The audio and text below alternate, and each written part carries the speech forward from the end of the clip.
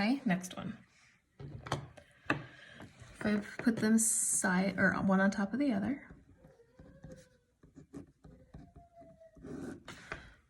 Okay, we're looking for a common denominator. I always look at my highest one first, which is 6, and I say, can 3 go into 6? Yes, it can, so I'm going to use 6. Okay, this didn't expand, it just goes by 1, so your top number stays the same.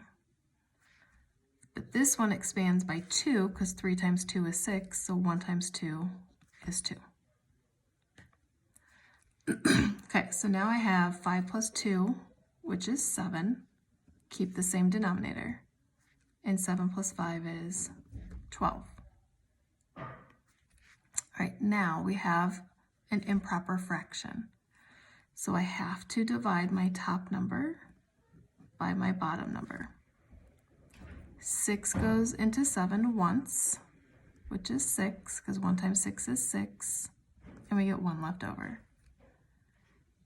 So this part here becomes 1 and 1/6. But for my final answer, so the only thing that we changed was the 7/6 because it came out improper. So this part became 1 and 1/6, but I still have a 12 here. So you take this 12 and this 1, and my final answer is 13 and 1/6.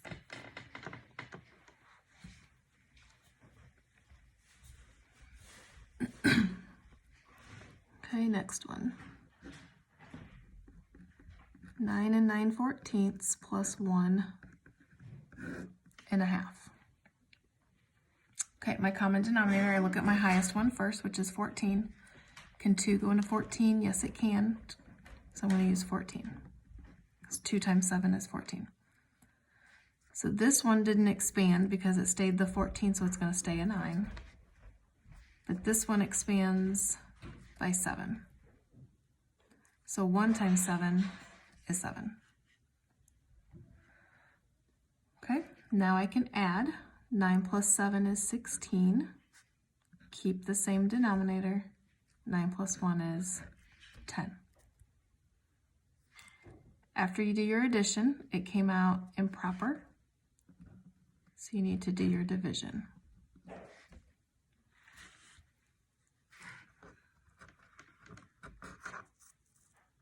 Okay, 14 goes into 16 once with 2 left over. So this problem here becomes 1 and 2/14. 1 and 2/14. So the 16/14 became 1 and 2/14. But I already had 10. So I have 11 and 2/14. But now it can be reduced by 2.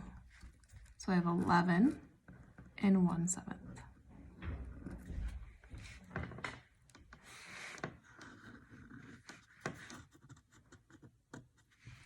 Okay. So these are just step by step. So step 1 was get a common denominator. Step 2, numerators. Step 3, add your numerators. Step 4, keep the same denominator. Step 5, add your whole numbers. Step 6, if it came out improper, make it a mixed number. Step 7, reduce if you can. Okay, so the next one, even though it has a subtraction problem there, it's going to be an addition problem because we have a subtraction problem with negatives. So your favorite thing of keep, change, change. Keep, change, change. Once you do your keep, change, change to change it to an addition problem, you'll notice that you have 2 negatives. And when you have 2 negatives, you add.